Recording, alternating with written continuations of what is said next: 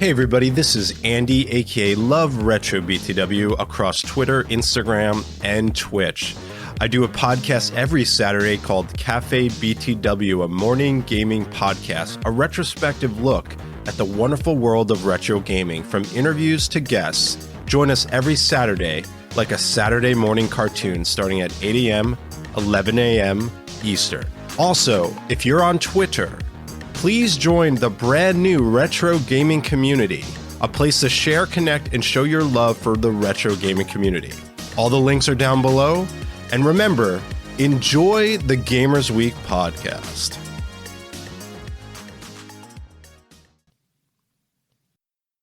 Coming up on Gamers Week podcast.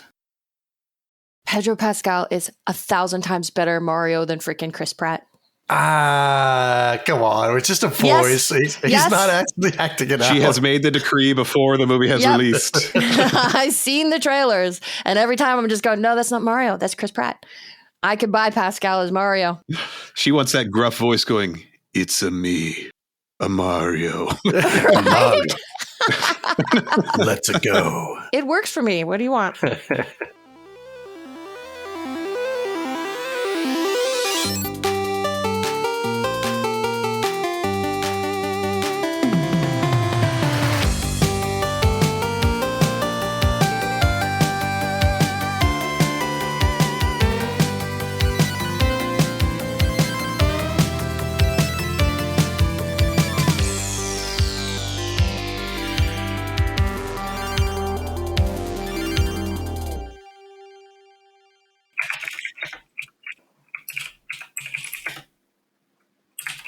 Mechanical keyboard.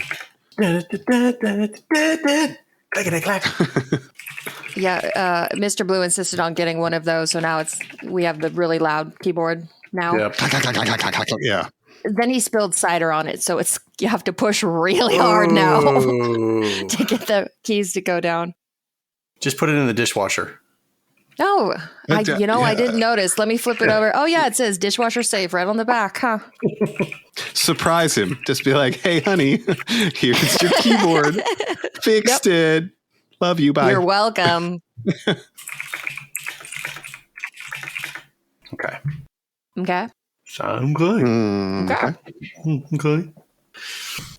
Welcome to Gamers Week podcast. Like the name says, we analyze the best, worst, and weirdest headlines of the past week in the video game industry. This is episode 59, and today is Wednesday, February 8th, 2023. My name is Donnie G. Retro, and I will be your host this evening. And with me, as always, is one of my co-hosts. She recently skinned Sonic and is wearing him as a coat around town. Oh, jeez. Blue, how are you doing tonight? You know, that's pretty misleading because I had to skin like 6 Sonics to make that coat. So you need to give me the proper due for how much work that took. Oh, wow. They're so tiny. Yeah, exactly. Sonic is very tiny. So yeah, you don't get as much coat out of him. Is this my fault for my half-baked Photoshop? You think so? Yes, this is. Maybe a little bit. Maybe a little bit. And that voice you are hearing is our co-host, our guest co-host this evening. Ryan is out sick. He's under the weather right now. He's all balled up with a thermometer inserted somewhere with some hot tea and trying to get better. We don't ask. We don't kink shame here. But our guest co-host has some godly Photoshop skills that if you ask how much they are, you can't afford it. Mr. SanityCrypto. Hello, everybody, and thank you guys so much for having me. And it is an honor and a pleasure. And I hope that Mr. RGB is in his Snuggie with a warm mug of Celestial Seasonings tea. Very specific. Yeah, that's a brand of tea I've not thought of in I don't know how long. He's in a Snuggie with a muggie. Snuggie with a muggie. So, Sanity, tell us a little bit about yourself and where everybody can find you at. Of course. Thank you. Thank you. Yes, I'm SanityCrypto. Some of you might know me from Twitter. I'm a nice reply guy with all the video game that goes on out there. I love retro gaming, love modern gaming. I love memeing my friends. Blue thinks I'm creepy for saving images of everybody's face on my phone. But you know what? It's normal, guys. It's normal. It's fine. I know. There's a utilitarian aspect to it. So I suppose. It's true. My favorites is just a bunch of faces. It's great. So yeah, I'm all over Discords and stuff like that. You'll catch me around at SanityCrypto, most places, whether it's on Twitch or on the Discord or the Twitter. But I also run a podcast twice a week that we do in VR. It's VR a podcast, and we run that on Twitch. But it's rated M for mature, so keep the kids away. It's virtually a podcast, right? It's virtually a podcast. Yeah, it's a VR a podcast on Twitter because character limits. Okay. But it's virtually a podcast. And of course, we'll have all of Sanity's links in the show notes. So when you're done listening, you can head on over and check him out. Thanks, guys. You're welcome. And also check on Sanity Crypto on MySpace. For OnlyFans. On your OnlySans. Check out my OnlySans. Yes. Right. Your OnlySans. All right, let's take a look at reviews and reactions and requests for this week. Arcade Main says, on the Mario Kart ride size restrictions, it's pretty ridiculous. And Universal does this a lot for their best rides. I'm a bigger guy, but that's rarely been an issue on Disney rides. It's a common issue for Universal, and frankly, it's humiliating to boot. I did not know that there was a particular difference between Disney rides and Universal rides. There is in the US. They're more accessible to everybody at Disney rides. Overseas at like Shanghai Disney, there's a lot of restrictions if you are any kind of plus size, and not even that much plus size. So this is kind of bringing it home in an unusual standard for the US. Right, and this was, if I'm not mistaken, this was the Universal in California, correct? Yeah, Super Nintendo World. 40-inch waist is the threshold, which Blue had mentioned before is not that big. So it's going to be, yeah, I've already seen I knew it was going to come soon, but I saw the article that they're saying Universal is fat phobic now. They used the word. Uh-oh. Yeah. Well, good luck with that, Universal. I know. Yeah. Gamer Looks at 40 says, awesome conversation regarding Hogwarts Legacy. In my opinion, people need to make their own decisions based on their own moral code. I'm not a Harry Potter fan, but based on JK's trans stance, I wouldn't buy the game if I were. But I won't begrudge anyone who does, because that is a choice we make every day. Mostly Martinez says, hey, been wanting to reach out and say that I've been going through and listening to your podcast shows. I got COVID a couple of weeks ago, and so I had time to relax and listen. You have an amazing show. Always a blast with great commentary and good laughs. Thanks for helping me get through COVID. That's a very nice sentiment. That's a nice tip of the hat there. Yes. Absolutely. Thank you so much, and we hope you're feeling better. Thank you, Mostly Martinez. Okay, and now it's time for the... Very important poll. Is that okay? At first I was thinking Yoda, but then the giggle makes me think Gizmo. Oh, you close, girl. Come on. You know what this is. I can take hang first. It's Meatwad. Oh, God. And I love that show, too. That's embarrassing. It was between Meatwad or Smeagol, so I went with Meatwad. Okay. Next time. I mean, they're all really, really close in the same area. So. Well, they use the same kind of, throat manipulation. So yeah. That's Donnie's favorite term. That's on the uncut episode, Sanity. Yeah, you're not wrong. Okay. All right. Every Monday on Twitter, we post our VIP, our very important poll. If you'd like to participate, follow us on Twitter at GamersWeekPC. Question: what year was your favorite year for video game releases? For 12.8% of the vote, it was 2008 that had Dead Space, Fallout 3, and Mario Kart Wii. 1992 got 28.4% of the vote with Sonic the Hedgehog 2, Super Mario Kart, Mortal Kombat. 1997 was the clear winner with 40.6% of the vote with Final Fantasy VII, Castlevania Symphony of the Night, and GoldenEye 007. 18.1% of you voted other. Let's look at some of the comments from the poll. 90s Nostalgia Guy. 1998 had Zelda Ocarina of Time, Mario Party, Banjo-Kazooie, WCW NWO Revenge, F-Zero X, and Crash Bandicoot 3 Warped. I'm definitely going with that one. CE_real. 2017 for Breath of the Wild and Super Mario Odyssey. Non-Fungible Cats. 1994 for Earthbound, Final Fantasy VI, Super Metroid, Donkey Kong Country, Tekken, Sonic 3 and Knuckles, MK2 ports. I know I giggled at Non-Fungible Cats too. It's pretty awesome. Great game. Esteban Orangel. There was no better year for me than 2007. Call of Duty 4, Mass Effect, BioShock, Halo 3, Orange Box, Super Mario Galaxy, etc. And Memento Mori says, I've played video games since the early 80s, so I'd go with yes. I mean, Yes, he's not indeed. wrong. I think that's the moral of this question is that there were a lot of years with a lot of really good games. So to pick one is like, gosh, I don't know. Right. Yeah, there's some bangers in there. I mean, I had to go with 97. I'm a basic B, and Final Fantasy VII is still one of my favorites. I know it's not unique. And then Symphony of the Night did, when everybody was going 3D, it did new things with 2D that were just mind-blowing. And of course, it created a new subgenre of Metroidvania. So that was Right. mine. So I'm part of the 40.6%. What do you think, Donnie? This is going to be a cop out because I couldn't pick. I really couldn't. I think he said that every poll. I think we'll just record that part where he says, I couldn't decide, and just play it every episode. Insert soundbite here. Right. In my defense, I mean, look at the 90s as a whole.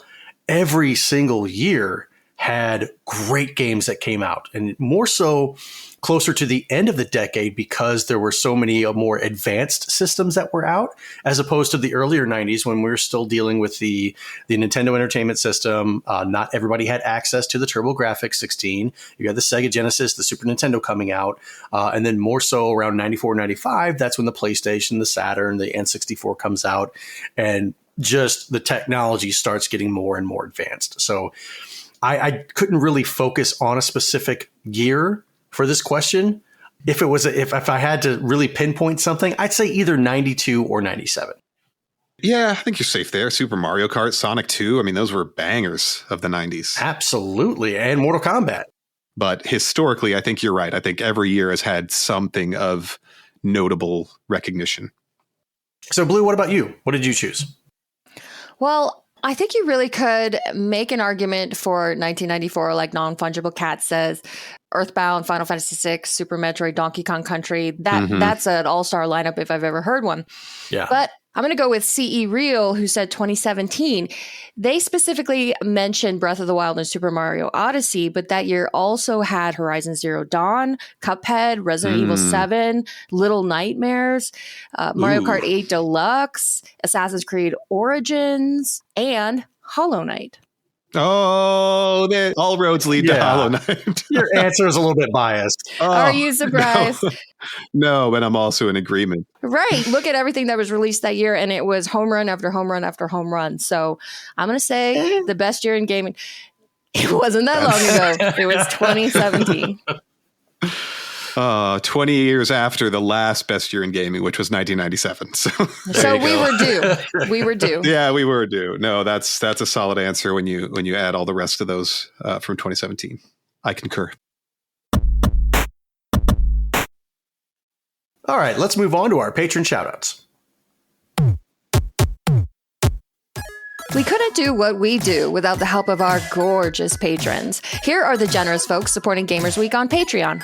Frank Grande, JNL Game, Love Retro BTW, Steven Sand, Ramboski, Terry Kinnair, Ducks in Disguise, Jim and Colleen, Games with Coffee, Hybrid Divide, You Fall Before Me, Davey PGH, The Red Ox, PDX Family, including Shannon and Luke, Zach Huge Thanks, Rerun Gamer, Number One Blue Sick Voice Fan, Random Retro Dude, Princess Kitty Mew Mew, Rai Rai's Secret Best Friend, Mega Retro Man, Gamatroid, Emo-esque, Bill Tucker, Rye Bread's Number One Fan, Fruitcake's Number One Stan, Ducks with Thick Thighs, The Wizard of Zardoz, Clayman71, Great Saiyaman81, B&T Zilla Guy, Geek With That, Crunchy Kong, and Number Two, Rye Bread, Sick Voice Fan.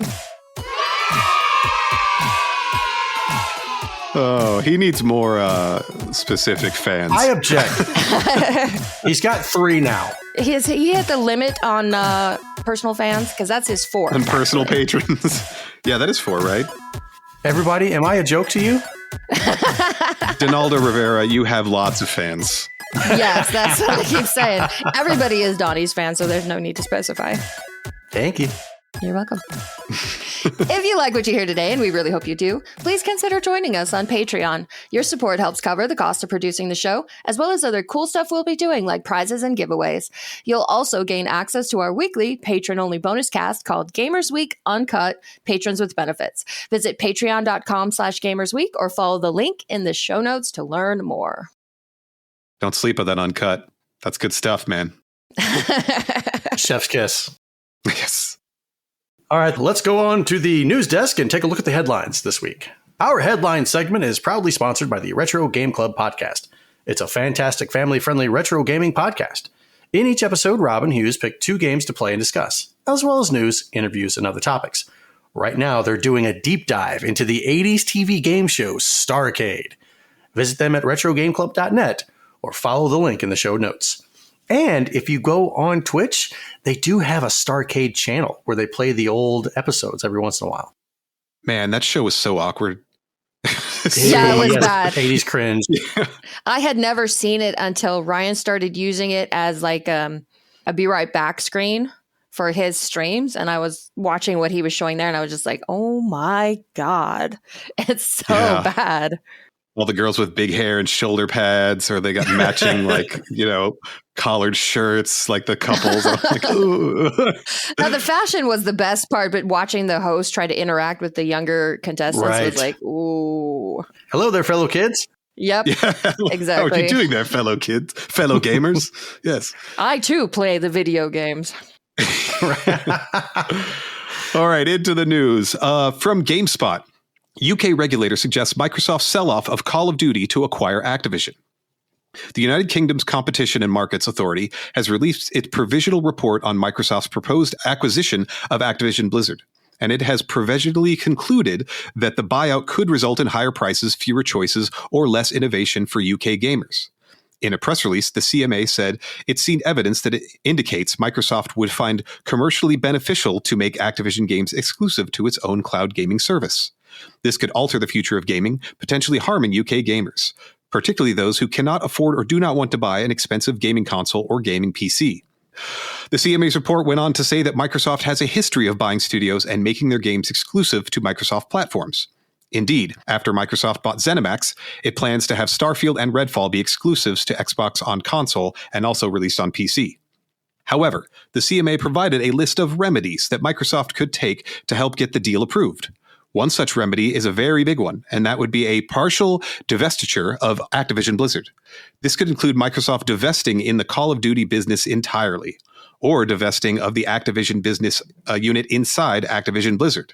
In essence, this seems to read like the CMA is proposing that Microsoft would have an easier time getting the deal done if it drops Activision and the Call of Duty series from the proposed merger. Microsoft has indeed said that the main reason trying to buy Activision Blizzard is to get a foothold into the mobile gaming space via Activision Blizzard's Candy Crush series and other mobile properties. However, whether or not Microsoft would feel the buyout is worth it without Call of Duty remains to be seen. So Microsoft would find it commercially beneficial to make Activision games exclusive to its own cloud gaming service. Duh. Yes. That's exactly where we're heading. We're heading to a place where, in my opinion, in my strong opinion, consoles don't exist anymore. You're basically forcing people into either a PC or the dongle. Dongle. So the whole thing where those who cannot afford or do not want to buy an expensive gaming console or gaming PC, well, guess what? You in a few years, you won't have to. You'll have the dongle, and the controller. That's it. I think, Donnie's absolutely right. And you're right. We're not there yet. I use the Xbox cloud gaming all the time, and it's got lag spikes. It does, fidelity issues with the graphics. It goes pixelated like crazy.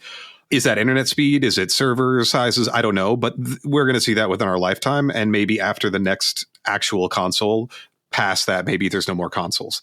Regardless, I think saying of course, we think they'd keep their stuff exclusive. It's well, why isn't God of War available everywhere? Why isn't Horizon Zero Dawn available everywhere? Why can't I use PSVR on my PC? Of course.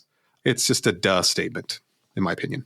But this feels different. This feels weird. It feels like there's something else making everybody act up and say that making games exclusive is bad, even though the whole game industry does it and has done it since the beginning of time. I wonder if there's more going on behind the scenes where Sony is greasing some palms or calling in favors and making this a bigger deal than it really should be. Bingo. That's been my That's hunch just a all along. speculation. I'm not accusing anyone of anything. It's just a speculation. This thing just seems weird to me. Okay, where Sanity just said bingo, I would like to bring in the sound clip of what's his name from Inglourious Bastards going bingo. Ooh, that's a bingo. That's a bingo. You just say bingo. Bingo. So what do you guys think? Do you think that Microsoft will be willing to split off Call of Duty? Certainly they wouldn't be expected to pay $69 billion. And not get Call of Duty? No, and not get that cherry on top. Sheesh. Right. I mean, they're trying to, it says right here in the article, they've said, oh, well, we're trying to get into the foothold in the mobile game space, for the Candy Crush With Candy series. Crush. Right. I mean, now granted, based on previous episodes, we've discussed how much money mobile games rake in. And I don't know if Candy Crush is still like some big behemoth. My wife plays a game like Bubble Popper. I don't know if she's ever spent money on it, but she plays that thing like crazy. And I can't tell you if Candy Crush is still king of the count. Check the debit card, Donnie. Okay, so according to Inside Sport, Candy Crush Saga earns $633,000 every single day. Ooh, wow. Every day? What? I thought you were going to say every month. No, every single day. What? Okay. Rack it up, kids. I thought it was not as relevant, but I've got all the egg on my face. My God. I got to have those extra spins. I remember I tried Candy Crush when it first came out, and you got to had to have friends to get enough keys. Like 3 friends have to help you get a key to go on, or pay 99 cents. And it's like, yeah, some people don't have Candy Crush friends, but apparently there's nothing but a wealth of Candy Crush friends, or very few people with endless coffers of money for effing Candy Crush. You said 633,000 every day, and it's been around since the early, mid 2000s or late 2000s, something like that. Anyways, it doesn't matter. Even if it's been around for 3 years, that's an absurd amount of money. So you're talking about almost $19 million a month, 227 million a year for Candy Crush. So I guess if they decided, you know what, Call of Duty's not the fish we're after, you could almost understand. If that were the truth, sure. You know what? That 69 billion gap is going to close relatively quickly if they can keep that sweet mobile gaming train rolling. Jeez. Oh, God. Well, as much as we hate it, the green monster sees what it brings in. And as console gamers or, major AAA gamers, as much as we hate it, that's never going to go away with that kind of, revenue. So no. This is why our society can't have nice things. This is why we're in the worst timeline. Yes, exactly.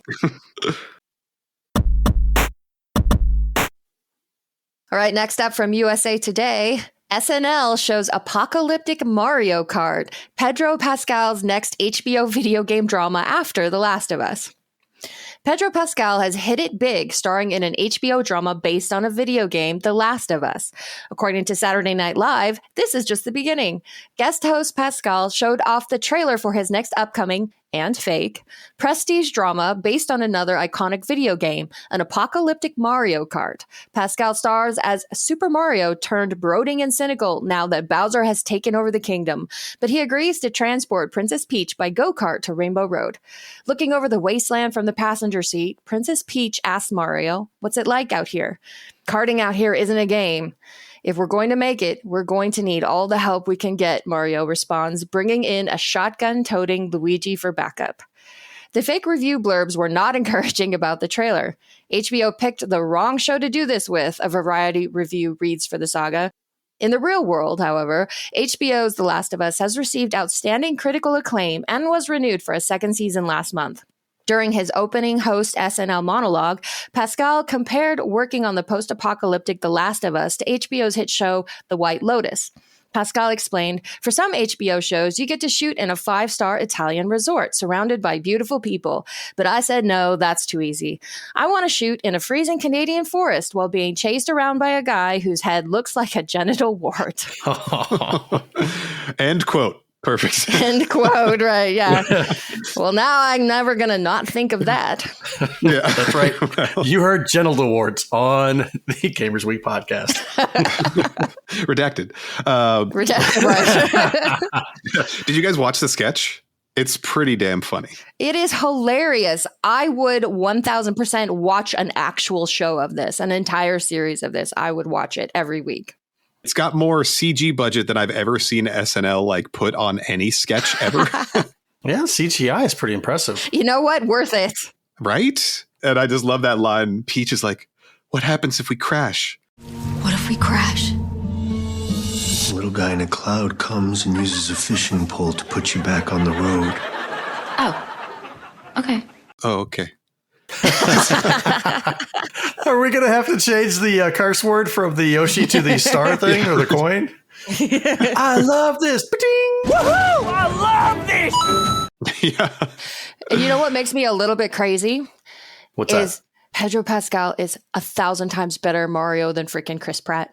Come on. It's just a voice. Yes. He's not actually acting it out. She has made the decree before the movie has released. I've seen the trailers, and every time I'm just going, no, that's not Mario. That's Chris Pratt. I could buy Pascal as Mario. She wants that gruff voice going, it's a me, a Mario. Right? Let's go. It works for me. What do you want? So, Sanity, are you watching The Last of Us? You know, I haven't played the game yet, and I know it doesn't matter because I'll get the same experience. I know I own The Last of Us Remastered for PS4, and I started to play it and got like 10 minutes in, and I was like, man, I don't have enough time. I want to give some attention to this game. Like many games before them, I was like, okay, and I put it up on the shelf, and then I started playing something else, and then I just never popped it back in. Right. You're like, I'm going to wait until I can devote my entire attention to this game. And then that time never comes. I thought it deserved it, you know, and that's when I was really intrigued by the game. And now I haven't even played the game, but I'm like nauseous to the remakes of the remakes with the remakes and the extra remakes. Mm-hmm. But everybody, whether they've played the game or not, they are fans of the show. I think you're right in that everybody loves the show. I haven't heard anything bad about the show. I think except for like the super diehard fans who are nitpicking every single change. But overall, I think audiences have really, really liked it. And so I think we're probably going to be seeing more adaptations like this. Well, we are coming into a different time. I mean, for our entire gaming lives, we could not name from the majority of decades we've been gaming a single well-done adaptation of a video game anything. Right, because they didn't exist. Yeah, exactly. Now we're entering spin-offs and theatrical retellings that are wowing people finally. It's like Witcher, you've got The Last of Us, it's the Arcane one that came out loosely associated with League of Legends. But now these things are bangers and they're getting like awards. So it's a whole new era. So I think hopefully we're not going to see any more Street Fighter the movies. So I'm sure there will be one or two of those in existence. But here's the thing. We've had the CGI technology. We've had the advancement in technology for about 20 years now. But even back then, everything was crap. There was not a solid adaptation of a video game IP. But so why do we think it's actually taken this long? I think any decent writer didn't want to associate, but right. I think video games have been considered trash for a long time by anybody who, took their art seriously. So we are just now finally reaching the point, and it may even have been the Sonic movie adaptation that started it, where studios are saying, you know what, if we take this seriously, we can make a lot of money. Right. So we've got those ones that Sandy mentioned. We've also got like the animated Cuphead show. We've got the Castlevania series. Oh, yeah. I love that. Love that. Yeah, the Sonic movies are ongoing. So I think that video games have come of age, if you will, as an adaptation medium. I think it's a little late coming because I can think of somebody who has a theater degree, or at least, in movies, who's a writer who might, it's on the tip of my nose. Who was that should have been writing good video game scripts? Blue. Who is it? I have no idea who this person is. None whatsoever. You could have saved us from Mortal Kombat Annihilation. Jeez. Oh, hang on. When did that movie come out? 98? $99? Yeah, I was in high school. There's probably not a lot I could do about it then. I know you could not have saved us from that one. Nobody could have. Yeah. But How old do you think I am? I know I'm older than you, but younger than Donnie. That's what I know. Jesus. What, really? It's important to establish that hierarchy. Yeah, right. Yeah. I'm older than everybody. I'm older than dirt, people. Let it be known who takes the Geritol here. Geritol, the fiber pills, wears the Depends, has the orthopedic shoes, all that stuff. Goes to bed at 3 o'clock in the afternoon. Send me your referral link for AARP. I'll give you a benefit out of it. All right, next up from Games Hub, Meta lost $14 billion on VR and metaverse projects in 2022. The virtual reality division at Meta, formerly Facebook, has recently posted an incredible operating loss, as reported in the company's financial results for the calendar year of 2022. Meta's AR/VR division, Reality Labs, saw a loss of $13.7 billion in 2022, an even greater loss than in 2021, where the division had an operating loss of $10.2 billion. Reality Labs is responsible for Meta's research and product development in both VR and augmented reality, including its work on headsets such as the Meta Quest, formerly Oculus Quest, as well as the much-maligned Horizon World Metaverse project, which is reportedly struggling. While Meta Quest VR headsets are generally held in high regard, the company has long suffered from ridicule for its persistence in creating a VR metaverse world. The common criticisms usually stem from how primitive the platform looks, especially from those engaged heavily in the video game industry, and especially when considering the sheer amount of resources poured into it. There's also the fact that the idea of a persistent VR metaverse is not something the majority of people want to engage with. Again, the video game industry has already attempted these kinds of cultural shifts with far better products and still failed to find mass adoption. Meta launched a new version of its VR headset during the tail end of 2022, the Meta Quest Pro. It's an advanced version of the company's now flagship Quest VR headset line, and it retails for $1,500. The company is also currently at work on the Meta Quest 3, the third iteration of its consumer-grade headset. The wider company, which incorporates social media networks and platforms like Facebook, Instagram, and WhatsApp, still saw revenue of $116 billion in 2022. However, down 1% from the previous year. The company's share prices increased as a result of this financial report. So, Sanity, I know that you're a VR guy. Mm-hmm. So, please, what are your thoughts on this? I did recently just buy the Meta Quest Pro, which they had discounted by $400 to $1,100. Ooh. Oh, well, that's a steal. Oh, I know. Lucky me. But they did that in response to Vive's XR Elite, I think it's called, which is going to be its own standalone and be at $1,100, which is good. Healthy competition is good. But everybody's obsessed with the metaverse. It's like, it's just a concept that doesn't exist. It's just going to be a social media platform with extra integrations, and Zuck and some other people think VR is that integration. Now, whoever makes it first will have the first MySpace, right? And if people adopt it, they'll be king. So I'm wondering if this is a move by Meta to have VR kind of be their loss leader. Like they know they're pouring money into it just to get it out there as much as possible. And they know they're not making money yet. But then once enough people have it, they're all attached to that network. They're all part of the Meta, universe. Well, that could be a strategy. We talked about that before, where being first is not always the best. Yeah, that's true. It's a bold $14 billion move. Well, and it's $24 billion over 2 years. I mean, even if this is your strategy and it's working perfectly, how long can you continue to fund something like that? Yeah, it depends how much you can milk the rest of the cow to like cover up these losses. I mean, we're talking billions of dollars here. And yes, they saw revenue of $116 billion, but that's a big piece of the pie. It would be a bold move. And again, you got the Quest 3 coming out, which will be cheaper. That'll be around the $300 to $400 range, much like the Quest 2 was. And maybe it's again to saturate the market. But, they've got stakeholders to appease to, and they got a board that's going to comment on this. So how much longer will Zuck's obsession with the metaverse hold strong while they say, okay, keep going, keep, siphoning off money out of there. Well, at least we're, making it up on this end. I don't know. I think it's going to go for as long as it can because he doesn't want to be seen as a failure. That guy has issues, and I think this is going to play into it. Yeah, and the number one app store app on Apple and Android, I believe, the first week of January was the Meta Quest app. because it was sold out everywhere. Everybody got a Quest 2 for Christmas and everything and the holidays. So it's like the popularity is there. It's just not making them money.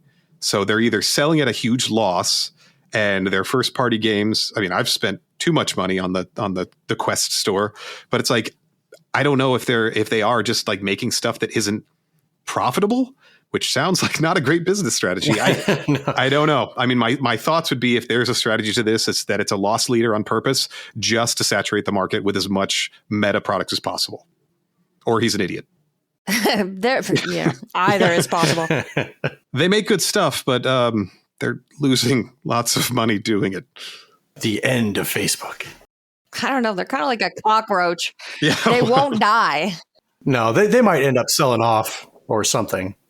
Yeah, well, I mean, who knows? They may. They're still king of the mountain, I think, as far as we know. I know TikTok's been rivaling them, but I think TikTok's been mired in, China drama since forever.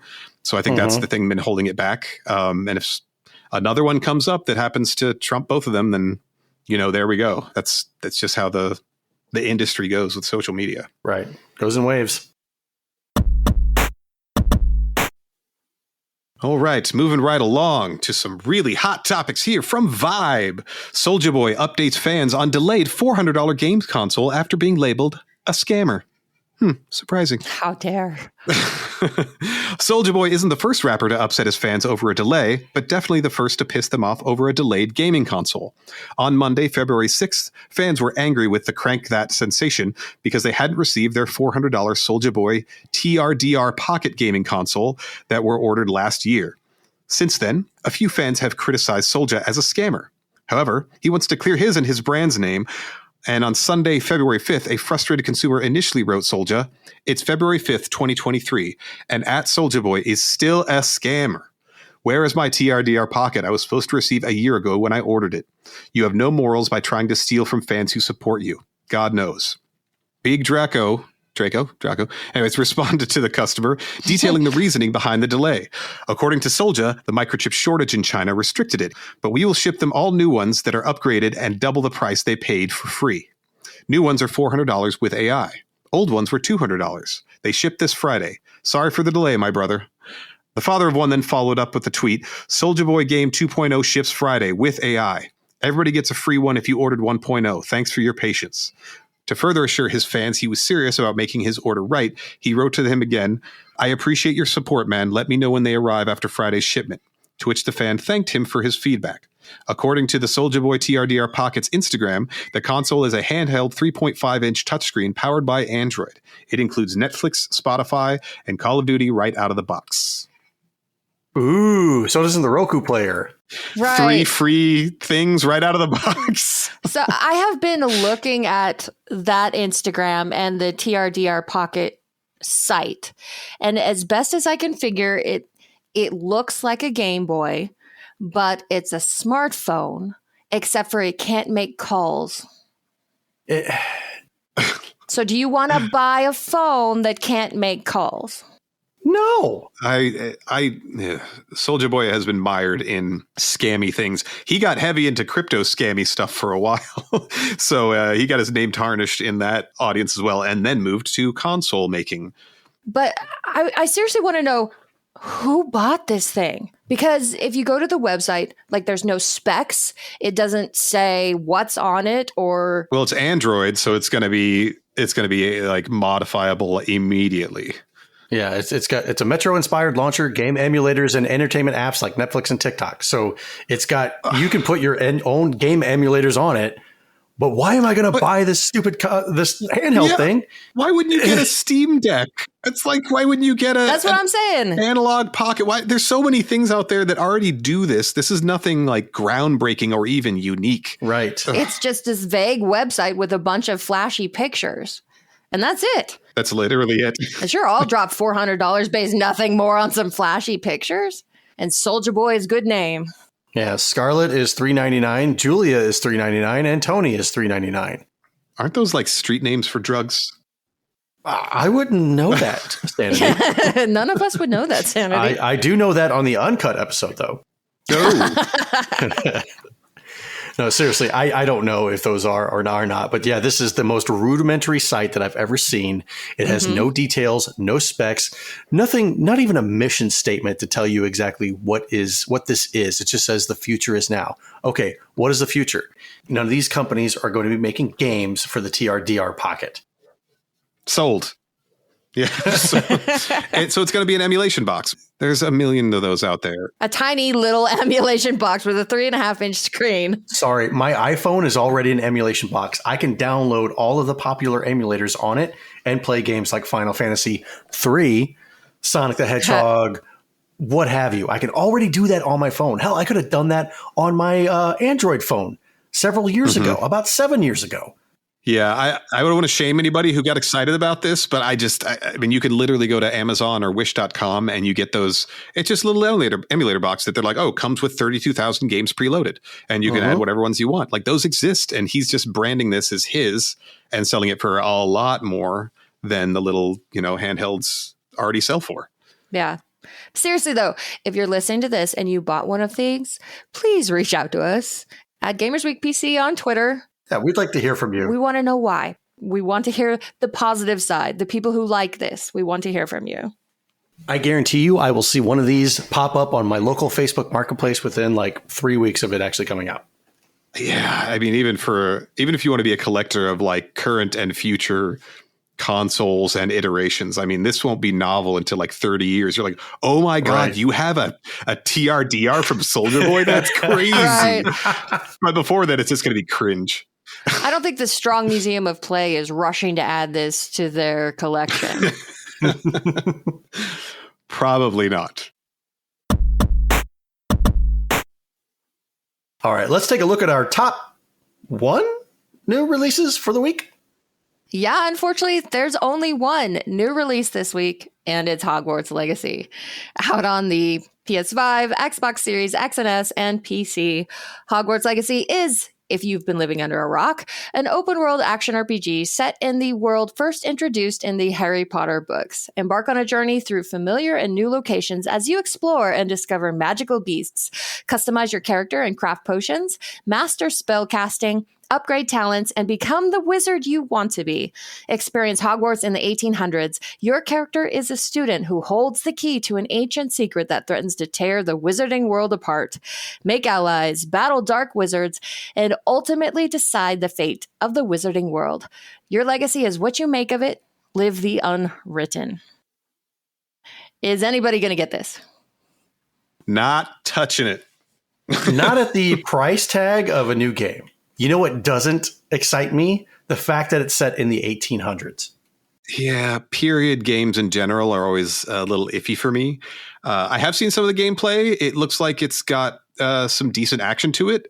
And as a fan of Harry Potter movies since way back when, I was never super hype on like, oh my God, this is coming out. But it's been mired in all this, drama. So I'm just kind of like putting my hands up in the air and taking a few paces back and that's my take on it right now. Hot potato it onto somebody else. Yeah. Yeah, I don't think I'll be getting this. I've seen some of the gameplay. Honestly, of all the open world RPGs out there, which is a genre that I dearly love, there's so many other ones that I've still yet to play that look a heck of a lot better and that don't come steeped in all this drama. So yes, I completely concur. Again, like we talked about last week, if you're going to play this, we hope you enjoy it. No judgment one way or the other. But yeah, I don't think any of us are going to go after this one. No, if anything, I'm going to wait, X number of months until it's at a supreme discount secondhand. And absolutely, if anything, I'll pick it up there and put it on the shelf. I kind of don't think that'll take long either. I think that might not be months. Who knows? Yeah. I disagree. I think it's actually what it was. It just passed a milestone for the most popular streamed game on Twitch or something like that. It broke 1.2 million live viewers on Twitch, which was big and weird news. But who knows? But I still think Blue's right. I think it's going to get its play out of people and they're going to just like pass it along. And again, if I can get it for under $20 or something, and maybe that is months down the road, but I might add it to the backlog of some time just because, again, I've always liked the Harry Potter universe and me getting it secondhand is not voting with my dollars and whatnot. So that's my only angle to it. All right, let's move on to our main topic for this evening. From IGN, Nintendo Direct, February 2023. Everything announced. It's the best kind of day because a brand new Nintendo Direct has arrived. It was an exciting show that gave us a brand new look at The Legend of Zelda, Tears of the Kingdom, a shadow drop of Metroid Prime Remastered, the reveal of today's launch of Game Boy and Game Boy Advance games on Nintendo Switch Online, a Pikmin 4 release date, and so much more. There were a ton of other big announcements, and we don't have time to cover them all, so here are the highlights. Pikmin 4 kicked off February's Nintendo Direct and gave us a peaceful and beautiful look at the game's world and the creatures that inhabit it. Alongside seeing familiar Pikmin that will be helping us out on our journey, we also get our first look at a dog-like creature named Owachi, who will be helping us on our journeys. He can help you with enemies, remove obstacles, and carry the player and Pikmin across water. There will also be a new ice Pikmin that can freeze enemies, bodies of water, and more. Pikmin 4 will be released on Switch on July 21st, 2023. After years of rumors, Metroid Prime Remastered is real. If that wasn't exciting enough, Nintendo is releasing the game today on the Nintendo Switch eShop. Physical copies of the game will also be available on February 22nd. While there will be new dual stick controls in this remaster, there will also be an additional control option that will recreate the feel of the original game. Unfortunately for Metroid fans, there was no mention of Metroid Prime 4 or remasters of Metroid Prime 2 and 3. Nintendo has confirmed that Game Boy and Game Boy Advance games will be headed to Switch via Nintendo Switch Online later today. All Nintendo Switch Online subscribers will have access to the Game Boy games, while those with the expansion pack will get access to Game Boy Advance games. The Game Boy games that will be available at launch are Tetris, Super Mario Land 2, Link's Awakening DX, Gargoyle's Quest, Game & Watch Gallery 3, Alone in the Dark, The New Nightmare, Metroid 2, Return of Samus, Wario Land 3, and Kirby's Dream Land. The games can all be played with filters based on how the Game Boy, Game Boy Pocket, and Game Boy Color looked, and you can play locally or online with friends. The Game Boy Advance games that will be available at launch are The Legend of Zelda Minish Cap, Super Mario Advance 4, WarioWare Inc. Mega Micro Games, Kuru Kuru Kururin, Mario Kart Super Circuit, and Mario & Luigi Superstar Saga. These games also support local and online play with friends. There will be more games added in the future as well, and Nintendo gave a tease at some of these that include The Legend of Zelda, Oracle of Seasons and Ages, 2 separate games, Pokemon Trading Card Game, Kirby Tilt and Tumble, Metroid Fusion, Kirby and the Amazing Mirror, Fire Emblem, F-Zero Maximum Velocity, and Golden Sun. After a long delay, Advance Wars 1+2 Boot Camp will be released on Nintendo Switch on April 21st, 2023. So Ryan is happy. Wave 4 of Mario Kart 8 Deluxe's Booster Course Pass will be released in spring 2023 and adds a new course in Yoshi's Island and new racer in Birdo. It was also confirmed that returning characters from older Mario Kart games will be part of future waves. Splatoon 3 Expansion Pass has been announced, and it will take our Inklings back to Splatoon 1's Inkopolis. The Squid Sisters will also be returning for special concerts when this first wave of DLC arrives in spring 2023. Another DLC drop for the Expansion Pass will arrive in the future and is called Side Order.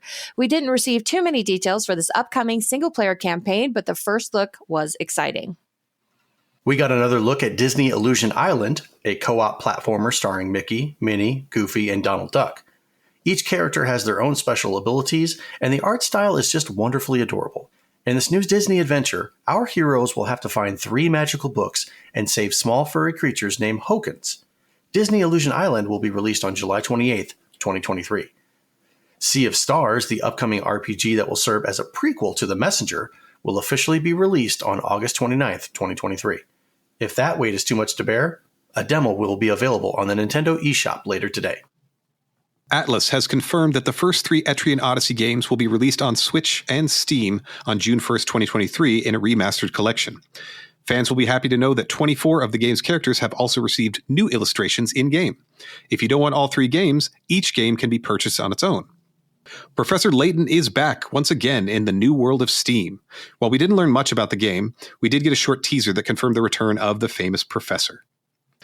Deca Police, from Professor Layton developer Level 5, lets players become a futuristic police detective and solve mysteries, explore an open world, and much, much more.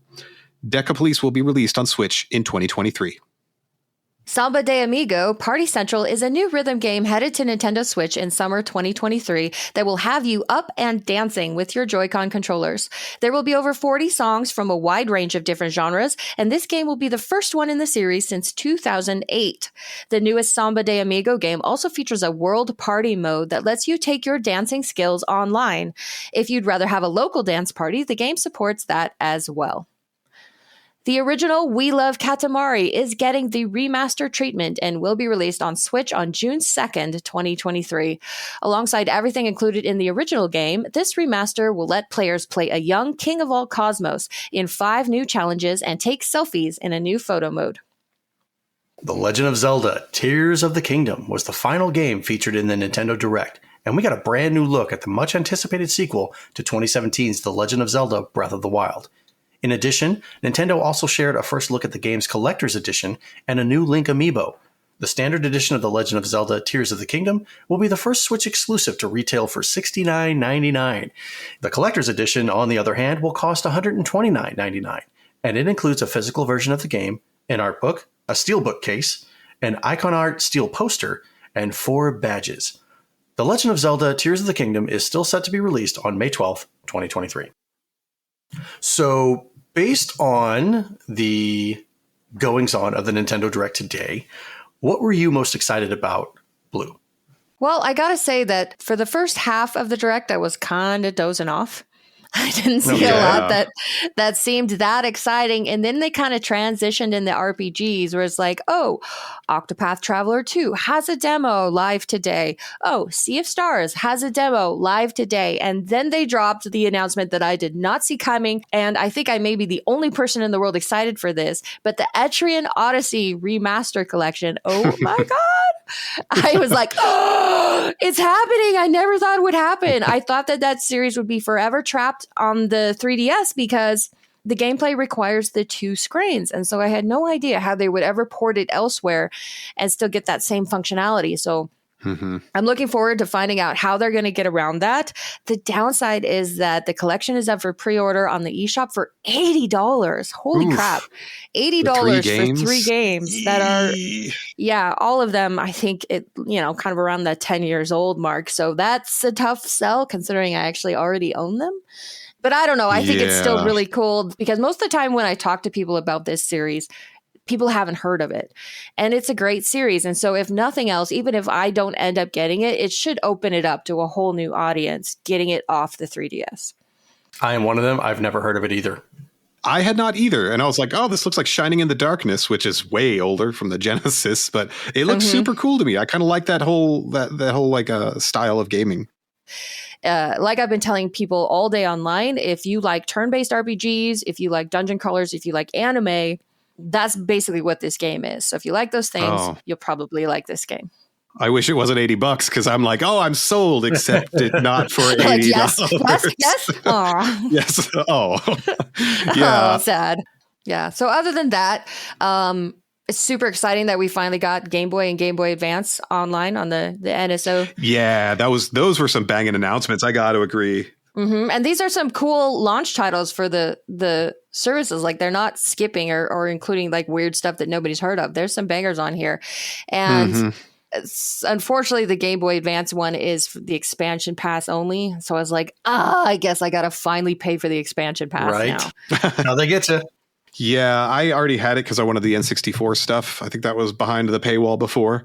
I do understand that people got to I got to pay more, for this stuff. But, they all have the online functionality, which is so great that Nintendo doesn't ignore people like that. Like the Disney game looks really cool, but it's like, 4-player local. I'm like, it's not online. I was like, guys. Right. And it looks like some of those levels, it looks like you need the 4 people. It doesn't look like you could really do it yourself. Yeah, there's paths that you can't access as a single player. They were literally saying, you'll open up new paths when you play with friends. So it's like trying to play It Takes Two by yourself or something, right. But yeah, I agree. I think the Game Boy and the Game Boy Advance announcements were impressive and with the immediate release and then also the stuff coming on the back end too. So yeah, you always got to consider the back end. Always. It's good. Got to pay attention. But yeah, I think this whole announcement was they got us in the first half, not going to lie, because I was like, oh, here comes farming sim and here comes this. And I was like, oh, and Pikmin's not my favorite. Now, mind you, the people in the Patreon Discord, there was a few that were super hype about it. And I know a lot of people are fans. But it's a cutesy game and it's got some puzzling aspects to it that some people really love. So that might have been a stronger one to start off with than, just me as the audience. But that Metroid Prime Remaster, I was squeeing and dancing for that one. It's no replacement for Metroid Prime 4, which I've had pre-ordered since 2017, but I'll take it because revisiting that on the GameCube is kind of a rough play. It hasn't aged well along with the controls. So yeah, I imagine so. How about you, Donaldo? Was there anything out here that you squeed about? I wouldn't say that I squeed about. I took a look at the Tears of the Kingdom, and I'm like, basically, this is Breath of the Wild. Like, what's the difference? What's the difference? It is, but I just want more, and it looks like more. So they're giving me what I want. Then maybe they should have waited and made it a 2-part game. I don't know. That's just my personal opinion. If you're going to make the same game in the same environment, then to me, you're just adding new bosses. Call of Duty. Sorry, excuse me. Every single time it comes back to this. Every single time. And you know what? It's a different environment every single time with Call of Duty. It's a different effing environment. Here, you're back in the same environment, the same gameplay area. And then what's the purpose? What's the point?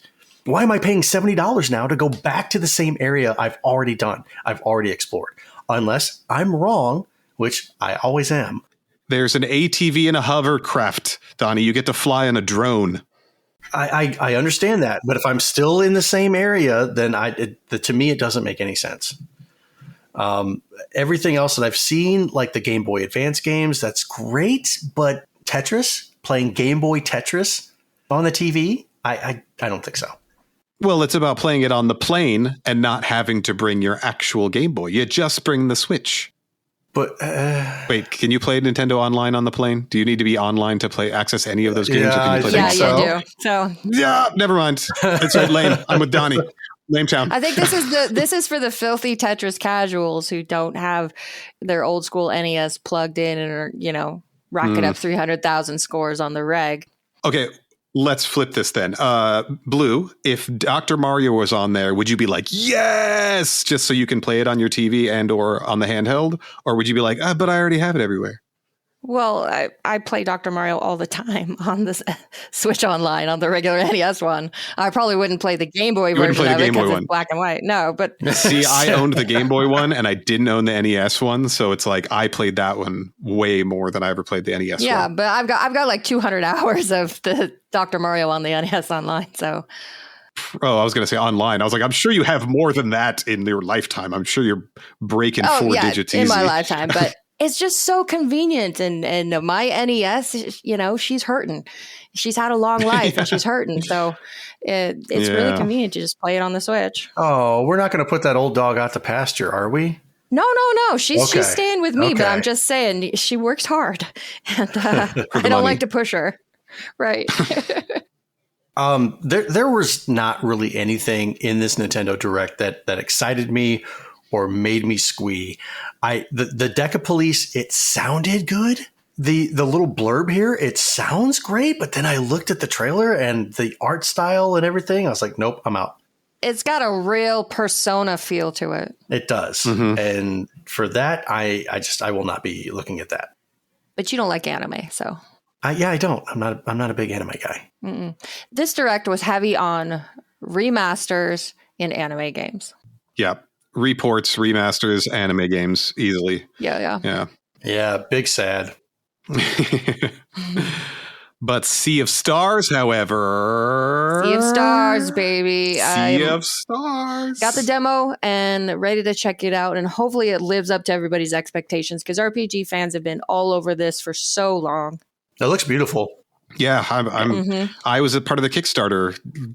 I don't know how long ago that was, but before they even announced that Yasunori Mitsuda was going to be part of it, I was like, "Oh, this looks cool! It's a throwback." They said Chrono Trigger was an inspiration and everything, and I was like, "Oh, I don't know what I paid, $25 or $35 or something like that." And I was like, "Well, I'll see this in 7-8 years," which is probably about accurate on the timeline. But right. yeah, I'm glad it's one of the Kickstarters. I'm like, wow, this is really going to be building up to some serious hype for gamers across the board. So I'm super excited. I just hope they allow me to get a physical copy if possible, because I'll probably just get a digital. It'll probably be one of those you have to get it digital first and then maybe get a physical later through limited run or something. Yeah. But there's enough pedigree behind this game that it's got big shoes to fill. And if it delivers, I think there will be demand for a physical. But first, it has to deliver. Oh, limited run games will do a physical. Okay, see, there you are. Called it. Yeah. But overall, I thought this was a really great direct. And it's not as much like previous directs where a lot of times they'll try to have something for everybody. This seemed much more focused on a certain type of game and maybe a certain type of gamer. But a lot of those are what I like. So I'm happy. Same. And that's all that matters. If you're happy, if this Nintendo Direct actually scratched you where you itched, then great. Oh. What? There's spray for that. If it made you go, ah. Oh, that Nintendo Direct spray. Just what I needed. Right. The spray has that new game smell to it. Everybody loves that new game smell. Now I'm sold. When you rip off the cellophane wrapper, it's like, ah. Yes. All right, before we move on, let's take a quick break to talk about our sponsor. This segment is proudly sponsored by the Elitist Podcast. It's a show where three friends and occasional guests play games about video games, including trivia, game show games, and more. Here's this week's trivia question. More and more games from previous generations are becoming available on modern hardware. But back in the day, the option to play old games on new consoles was something we all hoped for, but was rarely granted. The PlayStation 2 ended up being the first of the big three to set the bar, but it wasn't the first gaming console overall. Do you know which one it was? Tune in to the Elitist Podcast this Wednesday to hear the answer. You can find the Elitist on your favorite podcast platform, and we'll also have their links in the show notes. Ah, man. I have the answer, so I shall not guess. You have the answer. Yes, Ryan, send me the answer because at least one of us on the show has to be the all-knowing smug one during these trivia segments. I don't know if this would count, but... Redacted. Nope, that is incorrect. Okay. Well, I'm at a complete loss because, I don't know. Redacted. Or something like that. There was an adapter that allowed you to play the other games for it. I can't remember. Throw one out there. Make a guess. Yeah, because, okay, so I think there might have been an adapter for the... Redacted. I'm not 100% sure. You were so close. Was I? So close. Yep. The redacted. Ah. It was backwards compatible with the redacted. Damn it. Interesting. I knew it was within that family. Yep, you were right there. You were damn close, dude. That was a valiant effort.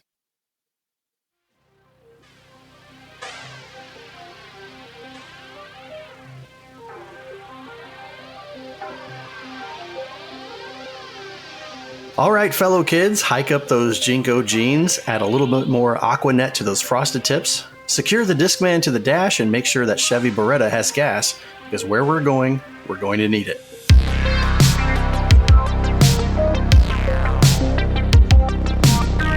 This is the Retro Rewind for February 1997. Some of the top Billboard songs and artists for this month: Unbreak My Heart by Toni Braxton. Oh gosh, yes. Yes, I cried to that song before. This was the year I turned 16. This was a big year for me. Oh, so no. All of this is going to feel like it was yesterday. Oh, man. All those radio jams. Yep. So does Wannabe by the Spice Girls live rent-free in your head? It hurts. I hate that song. Because it's going to be there for at least a couple of days. Bam, got her. Don't Let Go by En Vogue. I Believe I Can Fly. Woo! Oh, man. By like, I don't even want to say his name.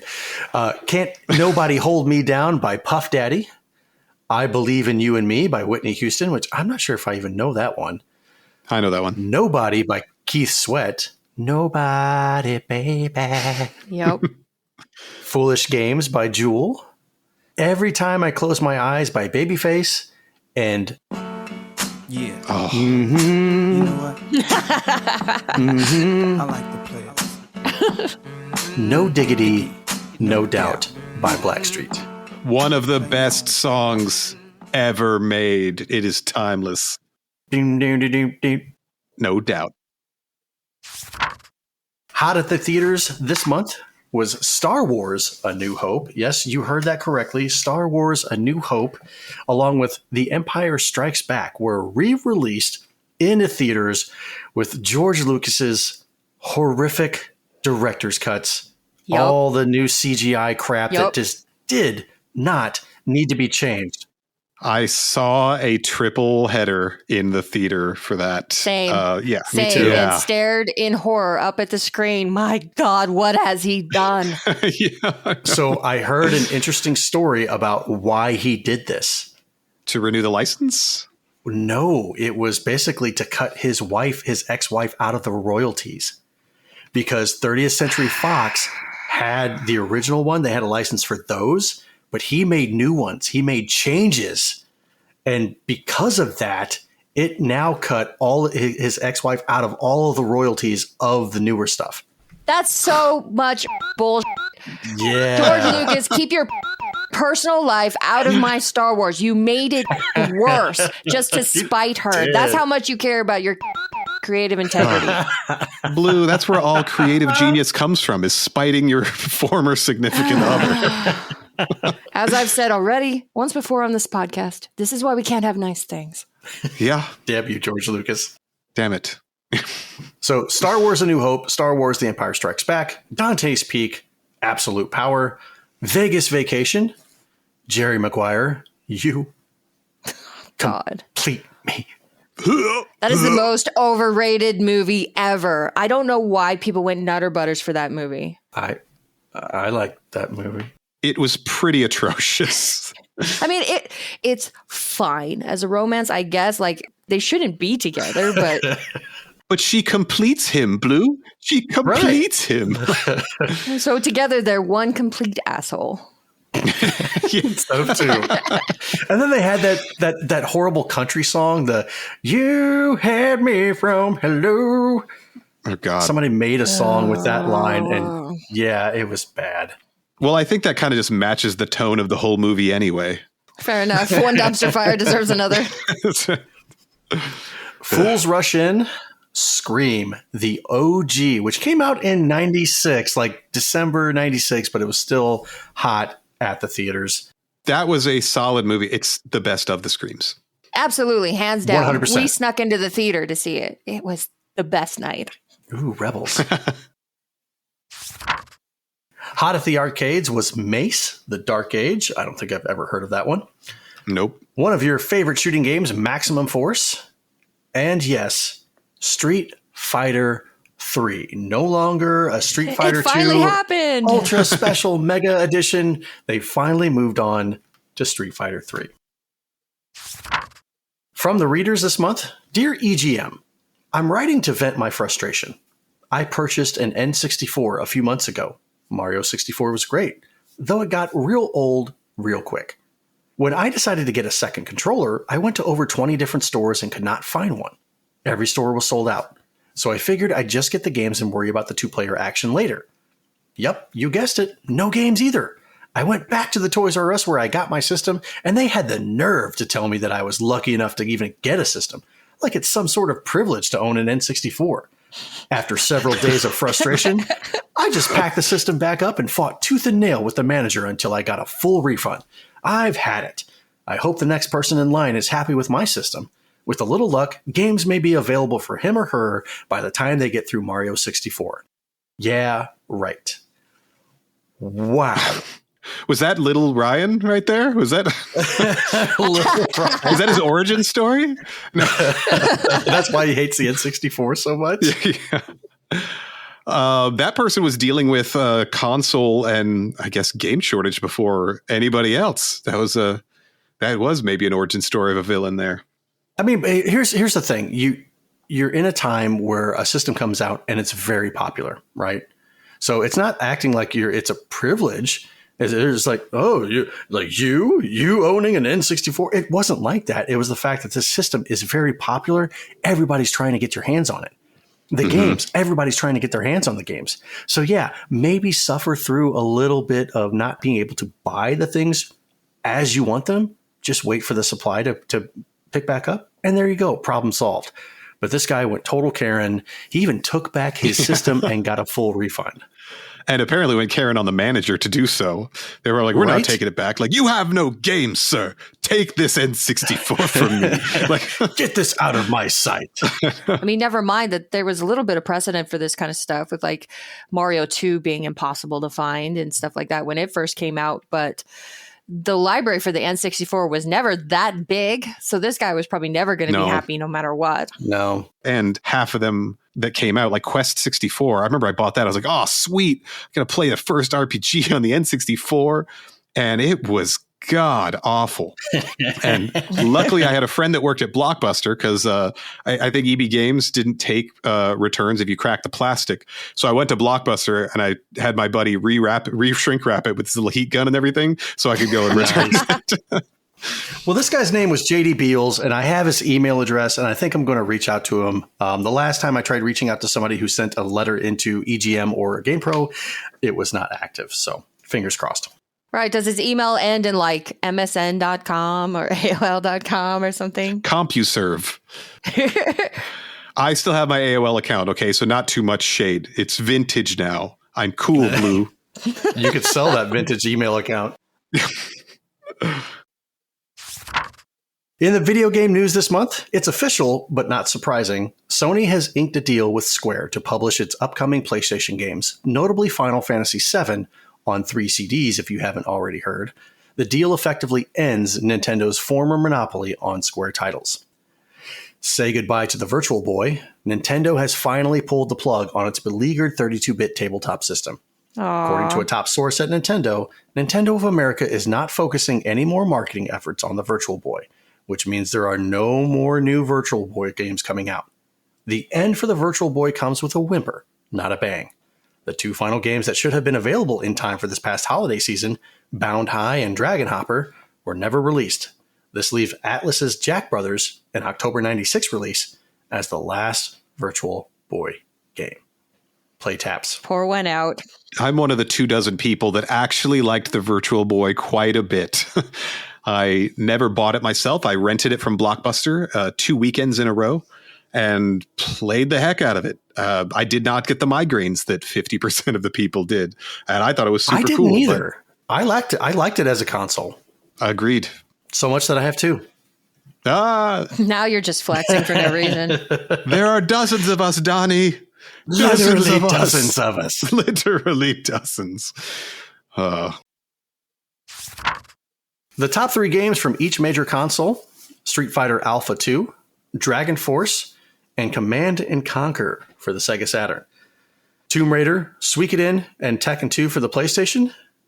And Super Mario 64, Wave Race 64, and Shadows of the Empire for the, you guessed it, the Nokia N-Gage.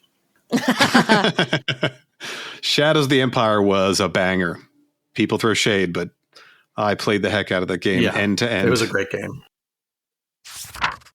Games released this month: Mario Kart 64, The Lost Vikings 2, Blast Corps, Independence Day, Mega Man 8, Turok Dinosaur Hunter, Batman Forever the arcade game, Crypt Killer, Jet Moto, Soul Edge, WCW vs. the World, and The Crow City of Angels. That game was as horrible as the movie. Oh, right. Gosh. What a turd. All right, kids, thanks for hanging out with me this evening. This concludes our Retro Rewind for this month.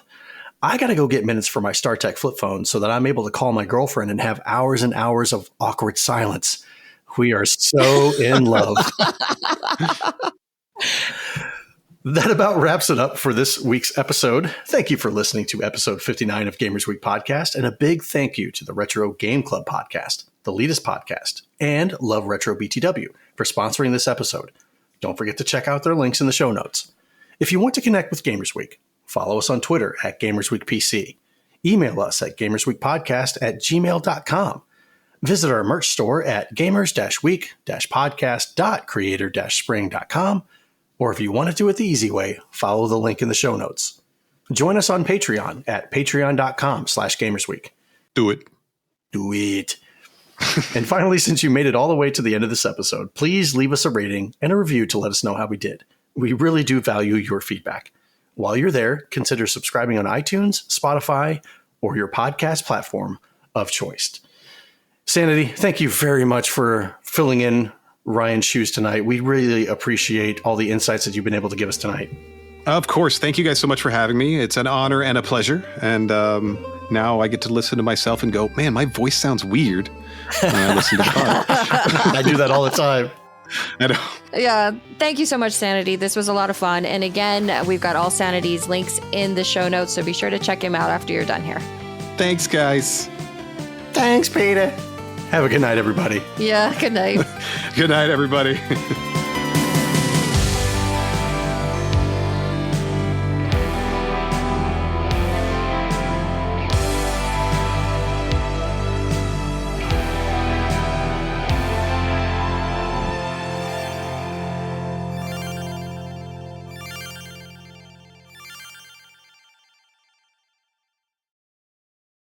You know what this is. Welcome to Gamers Week Uncut. Welcome to Gamers Week Uncut. Welcome to Gamers Week Uncut, patrons with benefits. This is the unscripted, patron-only bonus cast with less editing and more dirty jokes. We don't know where the conversation will go, but we're sure it will be weird. This fish just went right on my nipple, and I'm just like, I Google Street Fighter 6. The first search result that comes up is people think they can see Ryu's in the Street Fighter 6 reveal. Listen up here, kids. You're not going to want to get one of those VD-STDs things, right? Make it fall off. When you go, grab a pro. You'll be doing it for America. that was perfect. If you want to hear weekly episodes of our patron-only bonus cast, join us at patreon.com/gamersweek.